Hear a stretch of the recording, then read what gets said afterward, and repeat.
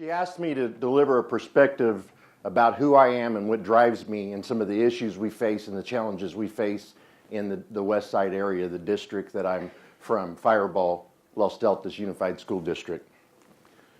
I should stay out of the front of that. And so I believe. That's the main thing that drives me, is I believe. And when I was growing up, I think that individuals come to our way and our pathway and they shape us. They're about who we become. And I had an elementary school teacher that believed in me. And he told me, you can be something special. Some of you may know him, Mark Johnson.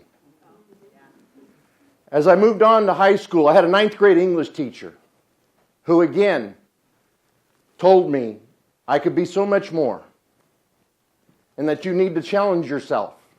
Constance Ricken. She was at Washington Union High School. She eventually later went on to Kings Canyon Unified. Later in life, a business math teacher told me, I believe in you. You can be a tremendous leader. Eric Cedarquist. He's now the superintendent at Fowler. Why education? Student athletes that came through the Washington Union area, they didn't have the grades. And I was in that Pop Warner youth football, and I was coaching a 10 to 12-year-old league. And I said, we have to do something. We have to do something. We have great athletes, and they play Pop Warner, and then when they get to high school, they're not eligible. And one year I said, we are going to make a difference. We're going to require our kids to bring us their report cards. And so I told my team, I said, when the quarter comes around, you're going to bring me your report cards, each and every one of you. Well, be careful what you ask for. My starting running back and nose guard brought me his report card. 3 F's, 2 D's. I told him, I said, Jarrell, you have 2 weeks. I want your teacher to bring me that note that says Jarrell is improving. Otherwise, I don't know if you're going to be playing football. 2 weeks went by, and we're heading into our Valley Championship game. It's a big deal, right? Pop Warner, youth football. He brings me his report card. No improvement. We go into the championship game, and it's interesting because I can remember that day as if it was today. We're playing Selma. And it's 0-0 at halftime, and Jarrell's over on the sideline, and he's just like this, going back and forth, and he's got that anger in his face. And at halftime, 0-0, all my coaches surround me. Rusty, I think he's learned his lesson. And I told him, I said, you know what? I hope he did. Because football don't mean anything. Academics mean everything. And I tell you that story to be able to tell you, well, we put him in the second half and we won that game. But the real movie is the following year. The following year when I asked for the report cards, who's the first person that brought me his report card? Jarrell. 3 B's and 2 C's. I told myself right then, you can make a difference. I became a math teacher. I continued to tutor students on the weekends, kids that were struggling. I knew that there was extracurricular activities that they needed to be involved in.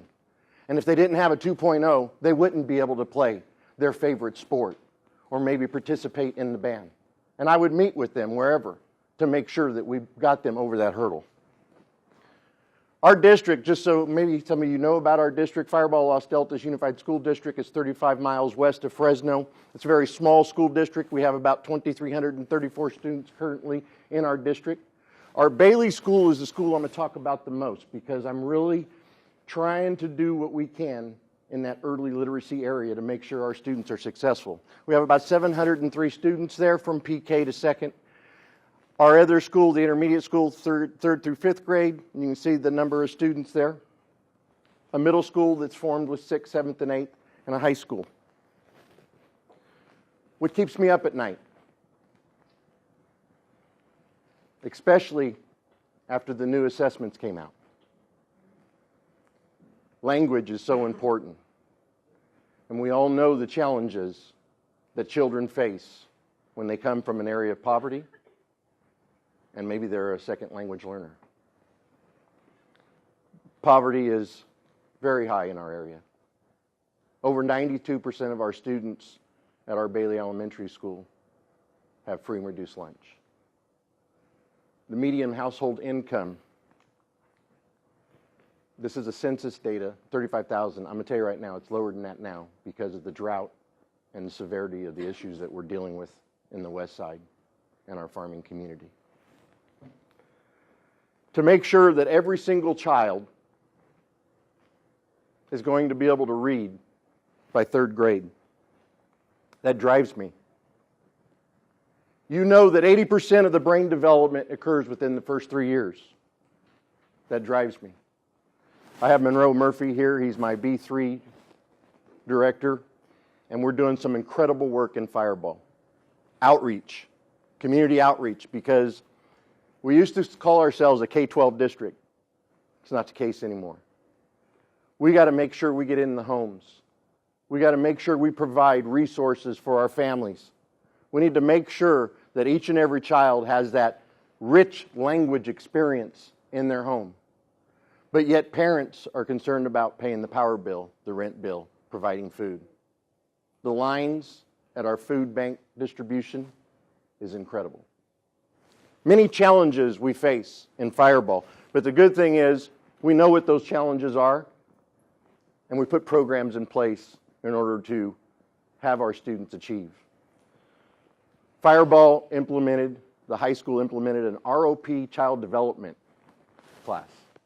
And this is one of our high school students that goes down to our Bailey site, and they work with our preschool, they work with our kinders, our TKs, our first grade, second grade, reading, and making sure they help provide support for the teachers. Children who do not read, we know what the data says. If you're not reading by third grade, the challenges become even more significant.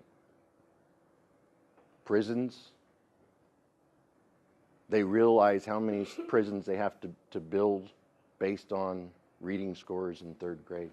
Tell me that's not a little bit of a pressure situation on a third grade teacher. I would not want to be a third grade teacher, knowing that type of information. In Bailey, we make sure that students read as often and as much. We've brought in guided reading. We've implemented strategies. We have reading circles. We have centers within the classrooms. We've done a tremendous amount of work in that early literacy. We were a partner school. We were very fortunate, and I mentioned B3, Burst to Third Grade, earlier. We were one of 5 school districts that received a grant from First 5. And it gave us that opportunity to really drill down and do what we needed to do in regards to 0 to 3rd grade. The home liaisons, the outreach, the work that we're doing, I know that we're making a difference. One of the areas that we thought we really need to zero in on is preschool. And of all things, during cuts, they were actually cutting preschools in our community. We went ahead and said, you know what? We need to make sure we address that. We were able to get a state grant to increase in 13-14. And then as times increased, the economy boosted, Proposition 30 came aboard, and our revenue increased. In 14-15, we made an even stronger commitment and added 3 more classes. And you can see the numbers that we were able to improve our preschools. Kindergarten readiness, and these are some of the results over those 3 years. In 2013, we had a lot of work to do. You can see the green at the bottom. This is our students that were ready. These are students that needed immediate follow-up. But look at over at 2015. The work we're doing is paying off. And that really excites me, because if we can do more early when they come in and they're ready to hit that kindergarten and they're ready to be able to learn, we're going to make sure by 3rd grade, our goal of making sure every single student is reading by 3rd grade, so that ultimately when they graduate from high school, every single child will be college and career ready. Some other major impacts that we've had because of the birth to third grade, professional development. We've been able to have plenty of professional development, and led with Monroe's leadership, we bring all of our community preschools together, and we meet and we discuss strategies. What are those best practices? We're helping the entire community. These are our children, and we need to make sure that each and every preschool has the same resources that we were being able to afford. Community outreach is the other piece that I mentioned earlier. Making sure we get out into each and every home to see those 0 to 3 before they're in preschool, what resources we can provide them. This is another every child reading. To me, more books that we can put into their hands and read. I have one more initiative that I'm going to try to do, is a home library where students would have a drawstring backpack, and we could put 10 books into that backpack, and they could take home to be able to have their own library at home. And I haven't been able to accomplish that yet, but we're going to make it happen. So in closing, I say, I believe that every single child should have the same opportunity in life. And our goal is to make sure every child in Fireball is reading by third grade and is college and career ready by the time they graduate high school. And I want to say, if there's anything that Fireball can ever do, if you want to come out and look at any programs, and networking is what it's all about, and we're very willing to share. Thank you very much.